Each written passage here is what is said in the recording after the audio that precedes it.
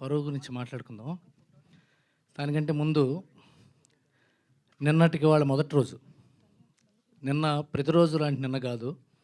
పవన్ కళ్యాణ్ గారు ప్రమాణ స్వీకారం చేసిన నిన్నటికి ఇది మొదటి రోజు. అంటే శ్రీశ్రీ గారు నేను సైతం ప్రపంచాగ్నికి సమిధన ఒక్కటి ఆహుతి ఇచ్చానన్నాడు.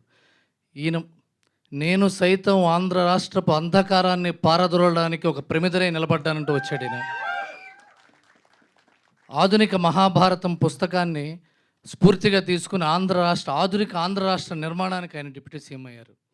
చిరంజీవి గారి ట్వీట్ కనుక నిజమైతే the most famous tweet in the history of Chiru leaks అవుతుంది అది డిప్యూటీ సీఎంగా.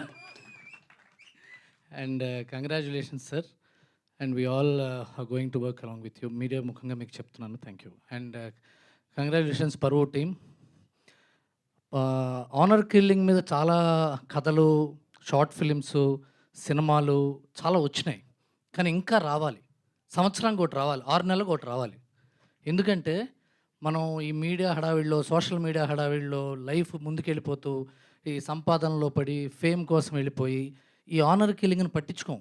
ఒక పేపర్లో ఒక మూల చదివేసి వదిలేస్తాం, 2 రోజులు చూసి వదిలేస్తాం, యూట్యూబ్లో షార్ట్స్ చూసి వదిలేస్తాం, లేకపోతే న్యూస్ చూసి వదిలేస్తాం.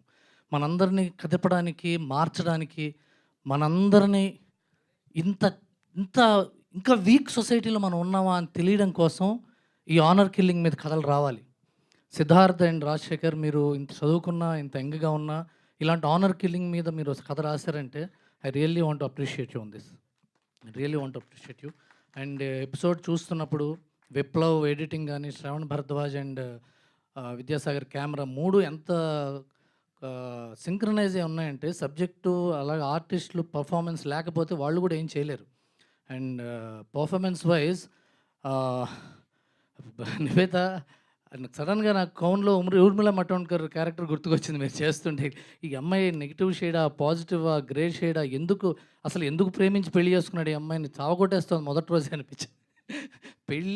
పెళ్ళి చేసుకొని ఇంట్లో నుంచి లేచిపోయి వచ్చి తలుపు కొట్టి నేను ఇంటి ముందున్నానని చెప్పి లోపలికి వచ్చి నేను ఇంక అందరినీ వదిలేశాను, మా నాన్న నన్ను కొట్టాడు అది ఇదని చెప్పాక నేను ఏమైనా తప్పు చేశానా అని అడిగింది. ఇంత చేసిన తర్వాత ఇంకా తప్పు చేయటం ఏంటి అని పాపం అతను.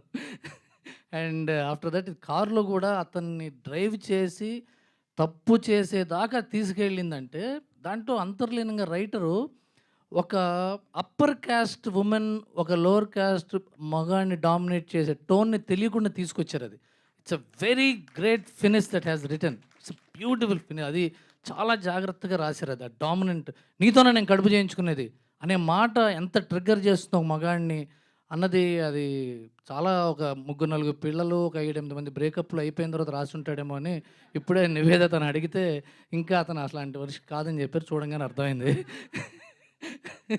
And really engaging.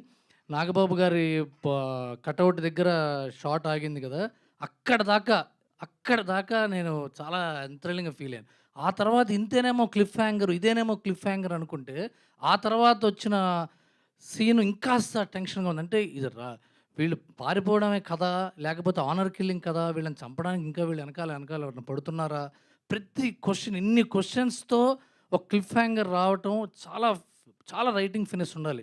లేకపోతే 3-4 లేయర్స్ ఆఫ్ స్టోరీ రన్ అవుతుంది మనిషి మనం ఆలోచిస్తుంటేనే. అది సినిమాలో చెప్పకుండా వాళ్ళు చెప్పనిది మనం ఆలోచించుకుంటే చేయటమే best writing. And appreciate Siddharth and Shekhar. And I wish Pavan Sadhaneni would have been here. Is a great addition to this whole talented team. All the best to entire team. And Sushmita garu, you kept on surprising me with all the new subjects that you bring up, and I wish you a lot more success, and I wish you all the team of Gold Box. Thank you, Sharma.